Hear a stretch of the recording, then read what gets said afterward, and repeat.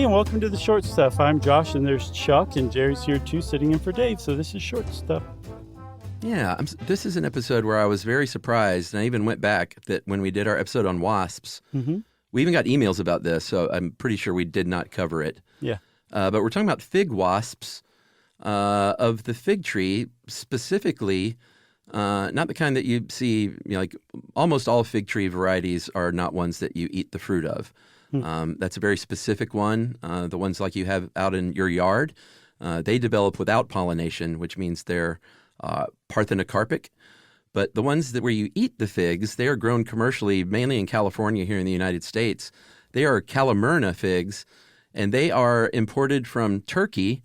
And the Ficus carica, or the fig wasp, is also imported from Turkey because they have a very special relationship.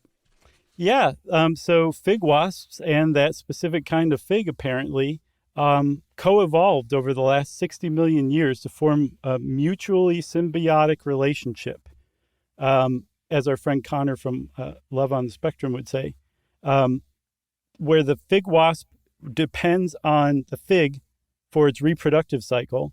The fig depends on the fig wasp for its reproductive cycle.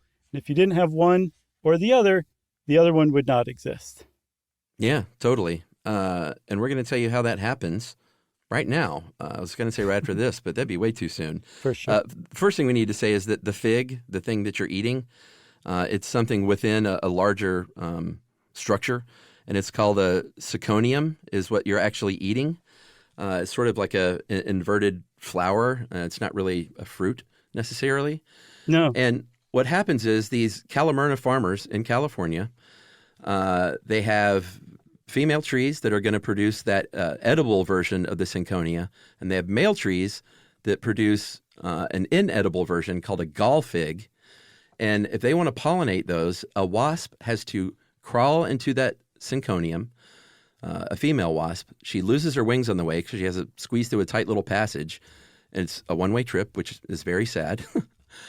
And you end up eating that female wasp. She's broken down by something called phycine. It's a protein digesting enzyme. So when you eat a fig, there is a little bit of female wasp inside of that thing, just broken down and becoming part of that edible fig. Yeah, but essentially you're not going to be able to detect it on your tongue. Some people think that the little tiny seeds inside of a fig are wasp parts because there's been such a legend that developed about like fig wasps. And it is true to some degree. But for the most part, no, you're not detecting a fig wasp's like body or exoskeleton when you're eating a fig. You are eating part of a wasp, though. Like, don't make no mistake. For sure. And I mentioned it was a one-way trip. It's fairly sad that happens, but it's all in good service of that mutual arrangement. Before that happens, this female wasp is going to come out of an inedible male fig. I guess I'm going to call it a fruit. Because she was born there, and she has mated by that point with a blind, wingless male wasp who never leaves that male fig. So she exits that inedible male fig. She picks up some pollen. She's got all these eggs. And at that point, she can either go to a male fig tree or a female fig tree. But if she lands on that female fig tree, her ovipositor is too short to reach into this really long-styled female flower, so she can't lay those eggs in there. She does end up pollinating it, but she sacrifices her life in doing so. Yeah, she makes it all the way to the synconium and finds, like, I've literally just wasted my life. But her life is not a waste because if she didn't accidentally enter a female fig where she was trying to reproduce or lay her eggs in a male fig, then the figs would not get pollinated. So figs get pollinated because fig wasps sometimes make mistakes when choosing a male or a female fig to burrow into and lay their eggs. I find that amazing. Yeah, it's pretty great. Like it works both ways. If she goes into that male fig, then she's going to deposit those fertilized eggs, and that circle just kind of keeps going on and on. Farmers separate these trees out to try and keep them from doing that. I protest that. I'm protesting. Oh, you're protesting them doing that? I protest that there are male and female fig trees. I've seen that they're self-pollinating and hermaphroditic, including the ones that you eat. So I'm going on record as saying that. Well, you're wrong, my friend, because this farmer that was interviewed said that they separate those male and female trees. I don't think he's just making that up to aggravate you. What if he's completely off his rocker? I mean, are all the farmers and all the sources completely off their rocker? So I think this is just one of those times where we're going to have to agree to disagree. Do you agree? Sure. That's very agreeable of you. All right, we'll be back right after this.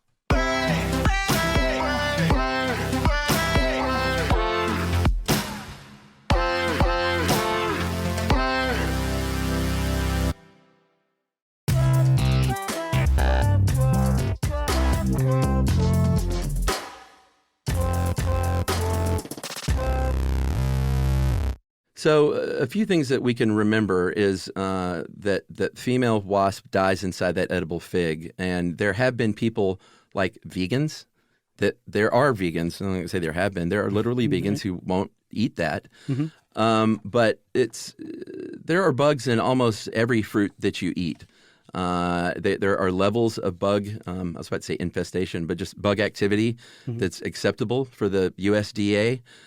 Tomato ketchup, apparently. It has the highest USDA grade standard possible, and it can have no more than 30 fruit fly eggs per every 100 grams of ketchup. Surely, I guess there's some quality control where they take some 100 ounces or 100 grams of ketchup and count the fruit fly eggs in it, right?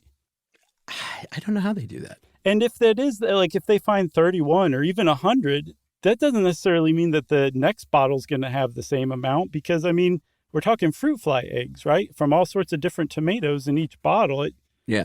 It boggles my mind. I don't know how they do this. No. Or how they enforce it, I guess is what I mean. Yeah, I bet someone, or it might be one of those things where no one's even paying attention to this. Right. The vegans are watching you. Yes, they're always watching. I did mention, though, that the farmers try and control the separating those trees out to control because it can be a problem if there are too many seeds. That fruit can burst open and all of a sudden it's not, it's good for the plant, but it's not good to harvest for the farmer. So they're trying to sell these things. So they separate those trees out over some pretty great distances and also control the number of new wasps that they bring in. They're wasp wranglers as well as farmers, and they get these things delivered to their house, to their farm in paper sacks, and they can pretty much control exactly how many females have access to the correct plant. Yeah. And those paper sacks also usually include a tiny cowboy hat and a tiny lasso. And then just one more time to just kind of go over this again, just to calm anybody's fears. You probably are eating some insects, so vegans, you're right. If you don't want to eat insects, you probably should steer clear of figs. But the fig is designed to digest the female wasp that dies inside of it and breaks it down for nutrients for itself. So just don't worry about eating wasps. I don't know why everybody's so worried about eating wasps, Chuck. Yeah. It is fig at that point. That wasp becomes fig. Right. In fact, that's a great T-shirt. Wasp becomes fig. I agree wholeheartedly. Well, since we came up with a T-shirt, obviously, everybody, that means Short Stuff is out. Stuff You Should Know is a production of iHeartRadio. For more podcasts from iHeartRadio, visit the iHeartRadio app, Apple Podcasts, or wherever you listen to your favorite shows.